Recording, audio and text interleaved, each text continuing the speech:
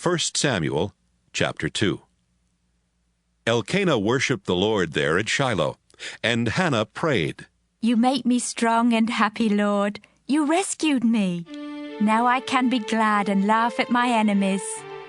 No other God is like you. We're safer with you than on a high mountain. I can tell those proud people, Stop your boasting. Nothing is hidden from the Lord, and He judges what we do. Our Lord, you break the bows of warriors, but you give strength to everyone who stumbles. People who once had plenty to eat must now hire themselves out for only a piece of bread. But you give the hungry more than enough to eat. A woman did not have a child, and you gave her 7. But a woman who had many was left with none. You take away life, and you give life. You send people down to the world of the dead and bring them back again. Our Lord, you are the one who makes us rich or poor. You put some in high positions and bring disgrace on others. You lift the poor and homeless out of the garbage dump and give them places of honor in royal palaces. You set the world on foundations, and they belong to you. You protect your loyal people, but everyone who is evil will die in darkness. We cannot win a victory by our own strength. Our Lord, those who attack you will be broken in pieces when you fight back with thunder from heaven. You will judge the whole earth and give power and strength to your chosen king. Elkanah and Hannah went back home to Ramah, but the boy Samuel stayed to help Eli serve the Lord. Eli's sons were priests, but they were dishonest and refused to obey the Lord. So, while people were boiling the meat from their sacrifices, these priests would send over a servant with a large 3-pronged fork. The servant would stick the fork into the cooking pot, and whatever meat came out on the fork was taken back to the priests. That is how these 2 priests treated every Israelite who came to offer sacrifices in Shiloh.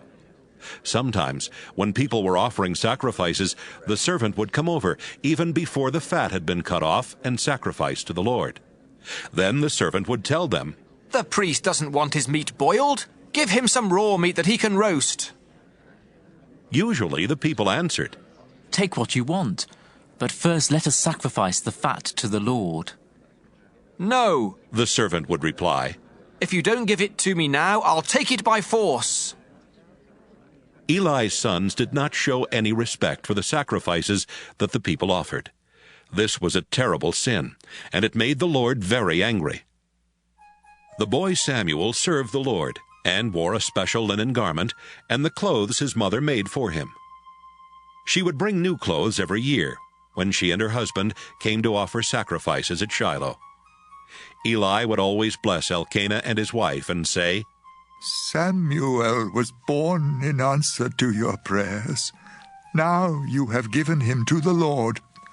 I pray that the Lord will bless you with more children to take his place.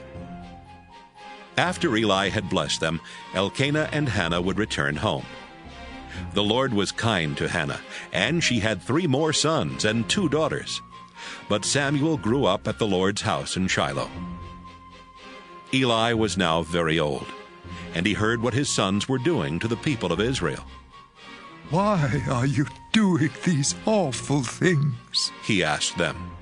I've been hearing nothing but complaints about you from all of the Lord's people. If you harm another person, God can help make things right between the 2 of you. But if you commit a crime against the Lord, no one can help you. But the Lord had already decided to kill them, so he kept them from listening to their father. Each day the Lord and his people liked Samuel more and more. One day a prophet came to Eli and gave him this message from the Lord.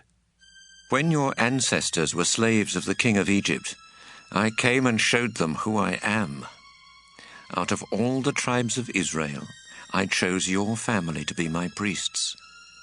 I wanted them to offer sacrifices and burn incense to me, and to find out from me what I want my people to do. I commanded everyone to bring their sacrifices here where I live, and I allowed you and your family to keep those that were not offered to me on the altar. But you honor your sons instead of me. You don't respect the sacrifices and offerings that are brought to me, and you've all gotten fat from eating the best parts. I am the Lord, the God of Israel. I promised to always let your families serve me as priests, but now I tell you that I cannot do this any longer. I honor anyone who honors me, but I put a curse on anyone who hates me. The time will come when I will kill you and everyone else in your family. Not one of you will live to an old age.